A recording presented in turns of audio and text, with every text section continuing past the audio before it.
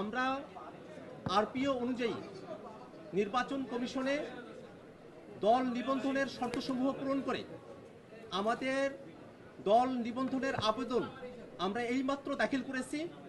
নির্বাচন কমিশনের কর্মকর্তাগণ আমাদের আবেদন তারা রিসিভ করেছেন, আমাদেরকে রিসিভ কপি তারা দিয়েছেন এবং একটি দল নিবন্ধনের জন্য যে শর্তগুলো প্রয়োজন হয় সেই শর্তগুলো পূরণ করে আমাদের মূল আবেদনের সঙ্গে যে সংযুক্তিগুলো আছে সেই সংযুক্তিগুলো নিয়ে আমাদের অন্যান্য নেতৃবৃন্দ তারা পথে আছেন, তারা আসছেন। আমরা সেই অন্যান্য যে ডকুমেন্টসগুলো আছে সম্পূর্ণ ডকুমেন্টসগুলো আমরা এখানে সাবমিট করব।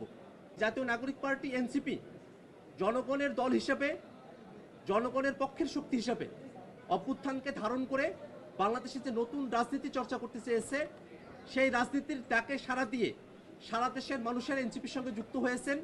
তাদের সকলের সদস্য ফর্মগুলো, আমাদের কমিটিগুলো, সম্পূর্ণ ডকুমেন্টস আমরা আজকে জাতীয় নাগরিক পার্টির পক্ষ থেকে নির্বাচন কমিশনে এগুলো আমরা দাখিল করছি। দলের প্রতীক হিসাবে নির্বাচন কমিশনে যে আবেদন দাখিল করেছে সেখানে আমরা 3টি প্রতীককে দলের প্রতীক হিসেবে আমরা আবেদন করেছি, কিন্তু আমাদের দলের প্রতীক হিসাবে নির্বাচন কমিশনের থেকে আমাদের প্রত্যাশা হলো নির্বাচন কমিশন দলের প্রতীক হিসাবে আমাদেরকে শাপলা বরাদ্দ প্রদান করবে। দলের প্রতীক হিসাবে আমরা শাপলা চেয়েছি। আমরা আশা করব নির্বাচন কমিশন জাতীয় নাগরিক পার্টি এনসিপিকে তাদের দলের প্রতীক হিসাবে, আমাদের দলের প্রতীক হিসাবে শাপলা আমাদেরকে বরাদ্দ প্রদান